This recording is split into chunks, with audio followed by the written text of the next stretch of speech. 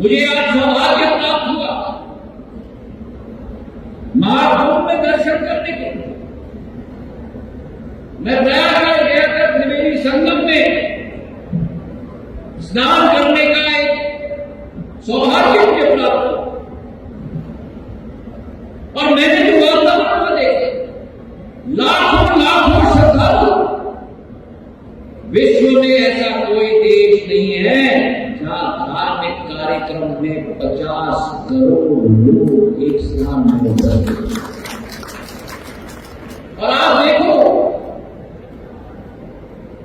आपकी भूमिका कितनी महत्वपूर्ण है उस महाकुंभ में, उस धार्मिक कार्यक्रम में भी मेरे व्यापारी वर्ग ने 3 लाख करोड़ का कारोबार किया।